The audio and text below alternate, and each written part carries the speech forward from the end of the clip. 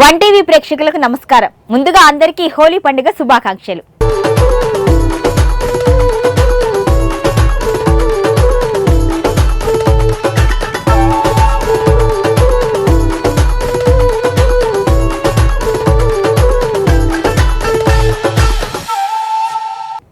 హోలీ రంగుల పండుగ. Add colours to your life అనేది ఈ రంగుల పండుగ రోజు అక్షర సత్యం. పాల్గొన మాసంలో వచ్చే పౌర్ణమి నాడు చిన్న పెద్ద తేడా లేకుండా అందరూ రంగులు పూసుకుంటూ ఒకటిగా కోలాహలంగా జరుపుకుంటారు ఈ పండుగ. వసంతకాలంలో వచ్చే ఈ పండుగను భారతదేశంలోనే కాదు విదేశాల్లో కూడా జరుపుకుంటూ ఉంటారు. ప్రవాస భారతీయులు కూడా జరుపుకుంటారు. దీన్ని వసంతోత్సవం అని కూడా అంటారు. ఇక హోలీ పండుగను బ్రాజ్ ప్రాంతంలో భగవంతుడైన కృష్ణునికి సంబంధించిన ప్రదేశాలైన మధుర, బృందావనం, బర్సానాలో ఘనంగా జరుపుకుంటారు.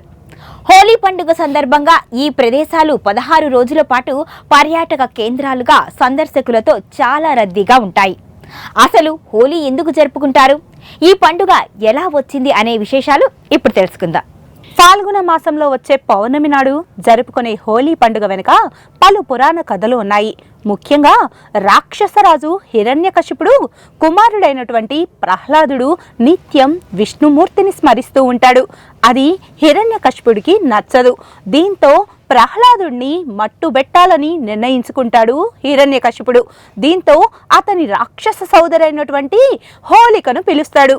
ఆమెకు ఉన్న శక్తితో ప్రహ్లాదుడిని మంటల్లో ఆహుతి చేయాలని ఆమెను కోరుతాడు. దీంతో ఆమె ప్రహ్లాదుడిని ఒళ్ళో కూర్చోబెట్టుకుని మంటల్లోకి దూకుతుంది. అయితే విష్ణుమాయతో ప్రహ్లాదుడు ప్రాణాలతో బయటపడగా హోలికా రాక్షసి మాత్రం ఆ మంటల్లో చనిపోతుంది. అలా హోలికా దహనమైన రోజునే హోలీ అని పిలుస్తారనే ప్రచారం ఉంది.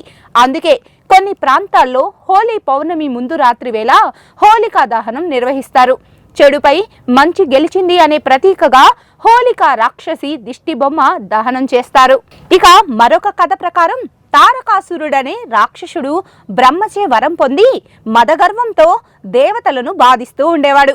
ఆ బాధలు తట్టుకోలేక దేవతలు విష్ణుమూర్తిని ఆశ్రయిస్తారు. అప్పుడు విష్ణుమూర్తి వారికి ఈ విధంగా సలహా ఇస్తాడు.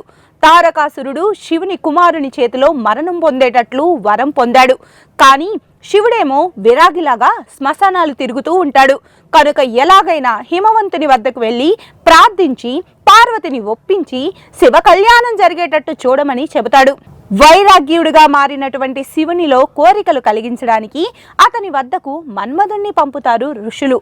శివునిపై మన్మధుడు కామమును ప్రేరేపించే విధంగా పూలబాణం వేయిస్తారు. ఆ బాణ ప్రభావం శివునిలో శారీరక వికారమును కలిగించగా ఆయనలో కోపం వస్తుంది. ఆ కోపంతోనే మన్మధుడిని చూస్తాడు. ఆ సమయానికి మన్మధుడు ఇంకా పూలబాణం చేతిలో పట్టుకుని ఉండటం గమనించి పట్టరాని కోపంతో తన 3వ కన్ను తెరుస్తాడు. ఆ సమయంలో శివుని కంటి నుంచి సూర్య కిరణాలతో ఉన్న 7 రంగుల కాంతితో మిళితమైన ఆ భగభగ మంటల దాటికి మన్మధుడు భస్మమైపోతాడు. అది గమనించిన మన్మధుని భార్య రతీదేవి శివుణ్ణి ప్రార్థించగా కామదేవుడైన మన్మధుడిని తిరిగి బతికిస్తాడు శివుడు. కానీ మన్మధుడు భౌతికంగా కనిపించడని, భౌతిక కామం కంటే నిజమైన ఉద్రేకపూరితమైన ప్రేమ, ఆధ్యాత్మికతను తెలియజేసే మానసిక ప్రతిరూపంగా మాత్రమే కనిపిస్తాడని తెలియజేస్తాడు శివుడు.